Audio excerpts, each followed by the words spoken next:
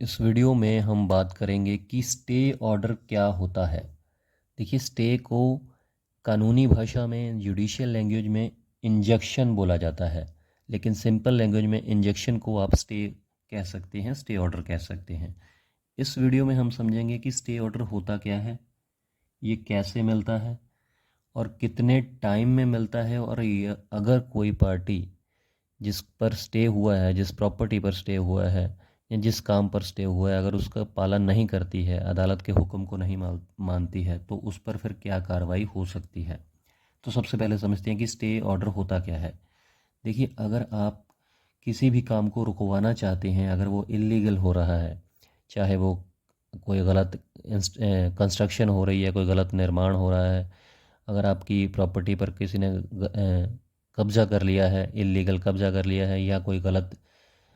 कोई कार्रवाई कर रहा है, कोई डिपार्टमेंट, कोई भी सरकारी डिपार्टमेंट या कोई और डिपार्टमेंट आपके ऊपर, कोई आपकी प्रॉपर्टी के ऊपर किसी तरीके से कोई गलत कार्रवाई कर रहा है, तो उसको भी आप रुकवा सकते हैं इंजेक्शन के ज़रिए, इंजेक्शन की एप्लीकेशन लगाकर, सिविल केस लगाकर।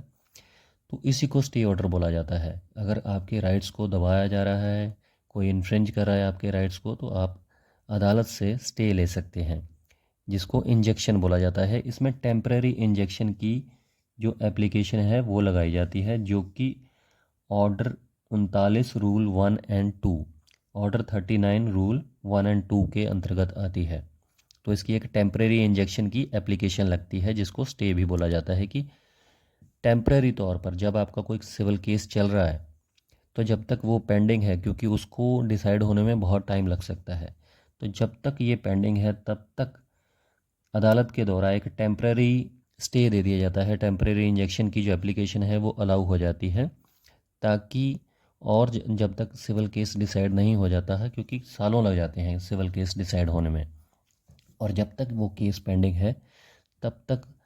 अगर अदालत को लगता है तो उस पर वो इंजेक्शन, टेम्परेरी इंजेक्शन अलाउ कर दी जाती है। तो आपको टेम्परेरी तौर पर उस काम के लिए स्टे मिल जाता है। अब होता क्या है, कई बार क्या होता है कि अगर सामने वाली पार्टी को तुरंत ना रोका जाए, तो उस प्रॉपर्टी का नक्शा ही बदल सकती है सामने वाली पार्टी। तो तब क्या करते हैं आप, मतलब जब आप केस लगाते हैं, क्योंकि टेम्परेरी इंजेक्शन की जो एप्लीकेशन है वो अकेले नहीं लग सकती है, आपको प्रॉपर सिविल केस दायर करना होता है। उसके साथ में जो आपका सिविल सूट होता है, उसके साथ में टेम्परेरी इंजेक्शन की 39 रूल 1 और 2 की एप्लीकेशन लगाई जा सकती है। या फिर कोई पेंडिंग केस है, ऑलरेडी आपका चल रहा है, या तो आप नया केस लगा सकते हैं सिविल केस, या ऑलरेडी पेंडिंग है उसमें आप ऑर्डर 39 1 और 2 की एप्लीकेशन लगा सकते हैं। ये कभी भी अकेले नहीं लग सकती है। उसमें अगर आपको तुरंत स्टे चाहिए, तुरंत आपको चाहिए कि आपकी इंजेक्शन की एप्लीकेशन जो है वो अलाउ हो जाए, तो फिर आपको पूरे डॉक्यूमेंट्स पेश करने होंगे, दस्तावेज पेश करने होंगे दूसरी पार्टी की, जो उस पूरी उसकी गतिविधियों की, कि इन गतिविधियों के कारण मुझे ये नुकसान हो रहा है, और अगर इस काम पर अभी मुझे स्टे ना दिया गया जाए, या फिर इस काम को अभी ना रोका जाए, तो बहुत ज़्यादा नुकसान हो जाएगा, जिसकी भरपाई नहीं हो पाएगी, ये इर्रिपेरेबल नुकसान हो जाएगा। तो अगर कोर्ट को लगता है तो वो सुनवाई करके एक्स पार्टी इंजेक्शन भी अलाउ कर सकते हैं, मतलब दूसरी पार्टी को बिना सुने भी वो टेम्परेरी इंजेक्शन की स्टे की एप्लीकेशन को अलाउ कर सकते हैं। वैसे नॉर्मली ये होता है कि जब आप सिविल सूट लगाते हैं और साथ में इंजेक्शन की एप्लीकेशन लगाते हैं, स्टे की एप्लीकेशन लगाते हैं, ऑर्डर 39 रूल 1 और 2 की, तो दूसरी पार्टी को, जिसको डिफेंडेंट कहा जाता है, जिसके खिलाफ केस आपने लगाया है, उसको नोटिस जारी किया जाता है, और जब वो के कोर्ट में उपस्थित हो जाते हैं तो दोनों पार्टीज़ को सुना जाता है, उनकी आर्ग्यूमेंट सुनी जाती है, और उसके बाद ही इंजेक्शन की एप्लीकेशन पर, टेम्परेरी इंजेक्शन की एप्लीकेशन पर जो है फैसला दिया जाता है। कई बार डिसमिस हो जाती है टेम्परेरी इंजेक्शन की स्टे ऑर्डर की एप्लीकेशन, और कई बार ये अलाउ हो जाती है। तो इसमें टाइम जो है, टाइम लिमिट जो है वो कोर्ट पे डिपेंड करता है। अगर कोर्ट को लगता है कि इसको तुरंत, इस पार्टी को रिलीफ मिलना चाहिए, तो वो एक्स पार्टी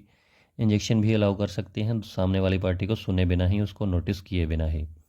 जो कि 1 या 2 दिन में मिल जाता है। या फिर सामने वाली पार्टी को पहले नोटिस किया जाता है, उसके बाद उनकी जो बहस है वो सुनकर, उसके बाद टेम्परेरी इंजेक्शन को अलाउ या डिसमिस किया जाता है।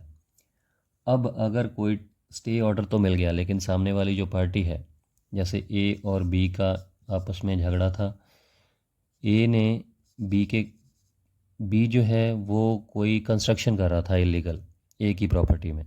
तो ए ने सिविल केस लगाया और साथ में ऑर्डर 39 रूल 1 एंड 2 की एप्लीकेशन लगाई स्टे के लिए, और ए को वो स्टे मिल गया अदालत की तरफ से। अब जो बी नाम का व्यक्ति है, वो स्टे होने के बाद भी, टेम्पररी इंजेक्शन अलाउ होने के बाद भी अदालत के हुक्म को नहीं मान रहा, वो अपनी कंस्ट्रक्शन उसने जारी रखी है, तो फिर क्या होगा? देखिए, इसके लिए फिर order 39 rule 2A, order 39 rule 2A के अंतर्गत जो है, ऑर्डर 39 रूल 2A के अंतर्गत आप एप्लीकेशन लगा सकते हैं कोर्ट के अंदर। इसको कंटेम्प्ट ऑफ कोर्ट माना जाता है,